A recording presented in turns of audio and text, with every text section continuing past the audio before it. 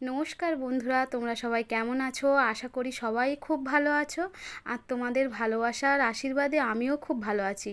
অনেক দিন পরে একটা লং ভিডিও নিয়ে চলে আসলাম। তো আজকে 31শে বৈশাখ আমি একটা রিসেপশান ব্রাইড করতে এসেছিলাম।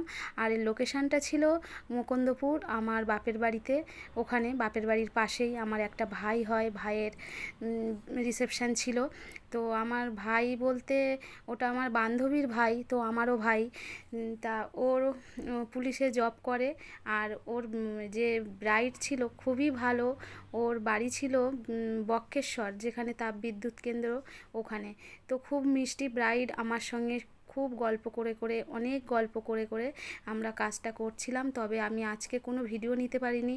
আর এই যে বৈশাখ মাসের লাস্ট, মানে 31শে বৈশাখ, ওর রিসেপশানটা ছিল, প্রচণ্ড গরম ছিল। আর উপরে ছাদের উপরে একতলার ছাদ ছিল, প্রচণ্ড গরম। আর আমার খুবই কষ্ট হয়েছিল। আমি এত ব্রাইড করতে যাই, আমার এত কষ্ট কোনো দিনই হয় না, কিন্তু এদিনকে আমার খুবই কষ্ট হয়েছিল।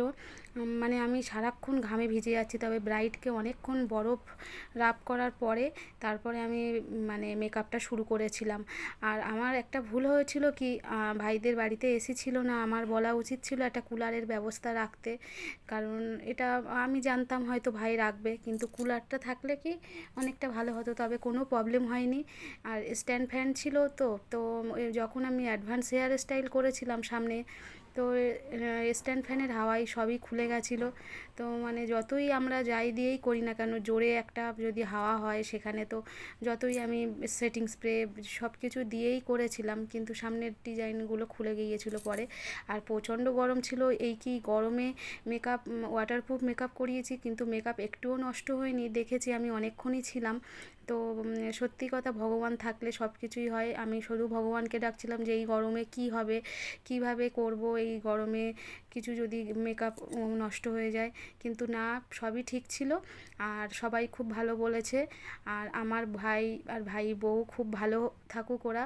আর অনেক দিন পরে আমার বান্ধবীর সাথে দেখা হয়েছিল, যে বান্ধবীদের সাথে একসাথে স্কুলে যেতাম। আমার বান্ধবীদের ছেলে মেয়েরা এখন ছোট ছোট, আর আমার মাধ্যমিক দিয়েই বিয়ে হয়ে গেছিলো। ওই জন্যে আমার ছেলে কত বড়।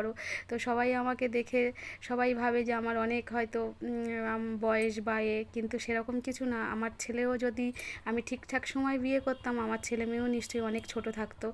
তো আমি বান্ধবীর সঙ্গে অনেক গল্প টল্প করলাম। আর অনেক দিন পরে আমার বাপের বাড়িতেও গিয়েছিলাম। আর বাপের বাড়িতে ওখানে কাজ করতে গেছি, আর মাকে দেখতে যেমন, এরকম তো হয় না। তো মায়ের কাছে গিয়ে অনেকক্ষণ সময় মানে গিয়েছি, আগে দেখা করে গিয়েছি, আবার ফেরার সময়ও মায়ের সাথে দেখা করে এসেছি।